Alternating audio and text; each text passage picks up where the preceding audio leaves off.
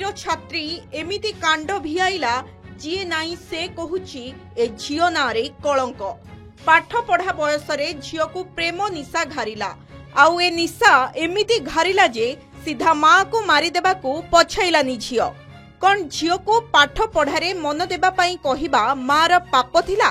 ପ୍ରେମିକ ପାଇଁ ମାକୁ ଦୁପଟ୍ଟାରେ ବାନ୍ଧି ଗଳା କାଟି ନିର୍ମମ ଭାବେ ହତ୍ୟା କଲା ଝିଅ। एभली अभावनीय घटना घटी हैदराबाद।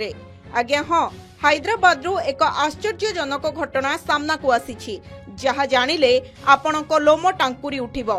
घटनाटी एहिपरी तेलंगाना हैदराबाद जिडिमेटला अंचल जड़े नाबालिक झियो जी कि 10वीं श्रेणी में पढ़ती पागिला शिव नामक युवक को प्रेम करुथिले।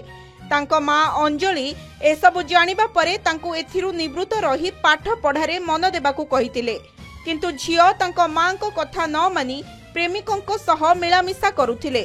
आउ तापरे अंजलि तांको झियो को प्रेमिको सह देखिबा परे तांको पाठ पढ़ा बंद करिबाकू चेतावनी देइथिले। एहा परे झियो रचिथिला मार हत्या षडयंत्र। पुलिस रिपोर्ट अनुसार 10वीं श्रेणीर छात्री किछि दिन पूर्वरु इंस्टाग्राम रे पुओटी को भेटिथिले एवं दुहे प्रेम रे पड़ीगले। झियोटी पुओ सहित रहिबा पई घरु बाहरी जाइथिला। मां तांको झियो पई जिदिमेटला पुलिस स्टेशन रे निखोज अभियोग दायर करिथिले। पुलिस झियो को पाइबा परे काउंसलिंग करी तांको मां को फेराई देइथिला। सेबेठारु मां झियोंको मध्यरे तांको संपर्क को नेई प्रबल युक्तितर्क चलीथिला। जून 23 तारीख सोमवार राति रे झियो जनक तांको प्रेमिक एवं ता सान भाई को सहायता रे मां को गला काटी हत्या करिथिला। सेतिकिरे मन शांति हेलानी जे एक बाड़ी रे तांको मुंडो को पिटिथिला। हत्या संपर्क रे सूचना पाइबा परे जिडिमेटला पुलिस घटनास्थल रे पहुंची एक मामला रुजु करी तदंत आरंभ करिछि। मृतदेह व्यवच्छेद पाई गांधी हॉस्पिटल को स्थानांतर करा जाइथिबा बेले पुलिस युवती को अटक रखी पचरा उचरा करुछि।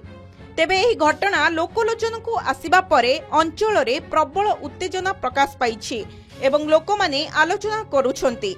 मां को साक्षात देवींकर रूप सहित तुलना करा जाउथबा बेले एही झियो किपरि तांको मां को प्रति एते नृशंस होई परिला। सेपटे पुलिस युवती को अटक रखी तदंत करुछि। एहा परे कार्यानुष्ठान नियाजिबो बोली पुलिस कहिछि। ब्यूरो रिपोर्ट के न्यूज ओडिशा।